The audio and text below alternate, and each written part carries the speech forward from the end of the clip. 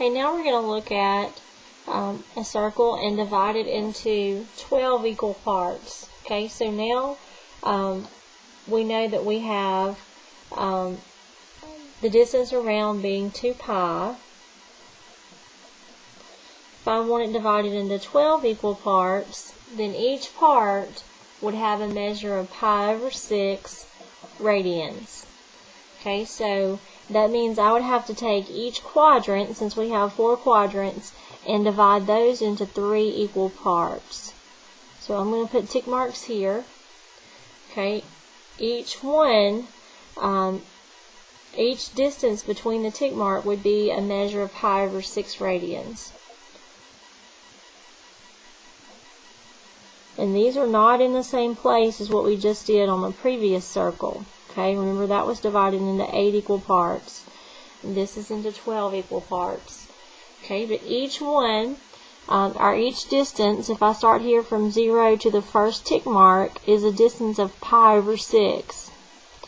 Okay, so from 0 to the second tick mark would be 2 pi over 6.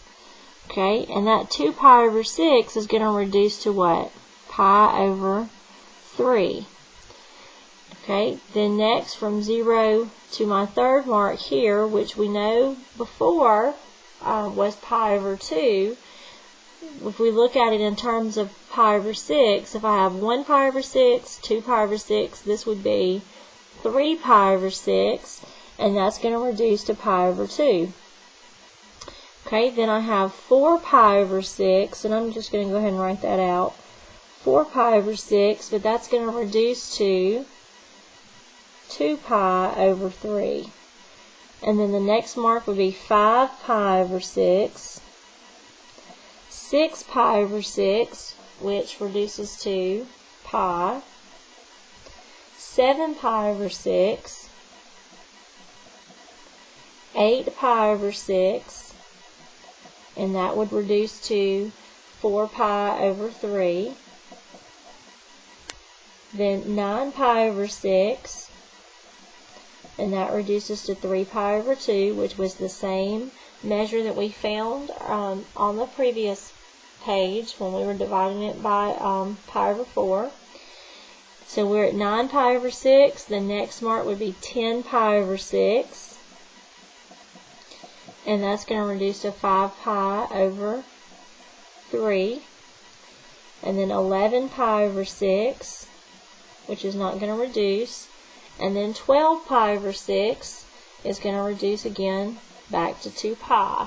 Okay, so the measures that we found on our axes, 0, pi over 2, pi, 3 pi over 2, and 2 pi, would be the same on both circles that we've looked at.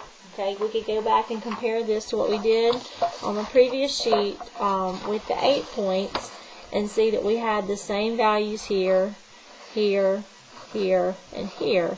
Okay, what's different is where these other tick marks were located. Okay, if we look at the pi over 6, what is that equivalent to as far as degrees?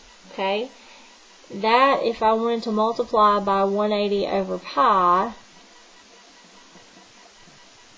would be 180 over 6, which is 30 degrees. So I can know that each one of these angles here would be 30 degrees. Okay, then the next would be 60, then 90, then 120, 150, 180, and so on.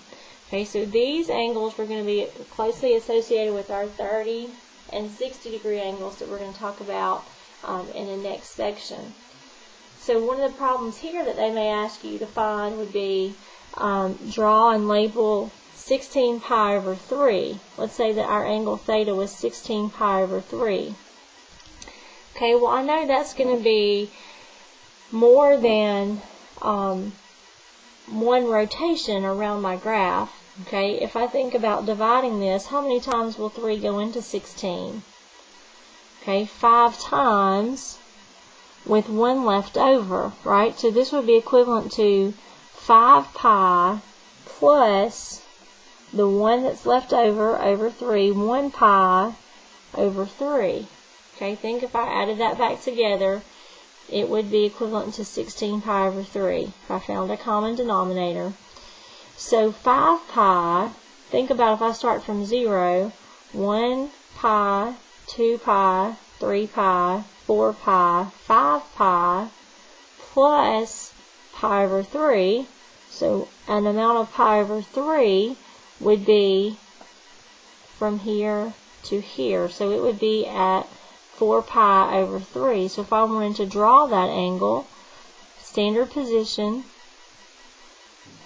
it would be here. Okay, that would be the angle. And so we would say it is in quadrant 3, because they may ask you on the homework what quadrant the angle is in. Okay, so again, it's going to be a good idea if you are familiar with these radian measures and which degree angles that they are equivalent to. Okay, like it's going to be helpful for you to know that pi over 6 is equivalent to 30 degrees. Pi over 3 is equivalent to 60 degrees. Pi over 2 is equivalent to 90 degrees, and so on. Okay, because later on we're going to add some more things to the circle and combine it with the previous angles, the pi over 4 multiples that we were just talking about.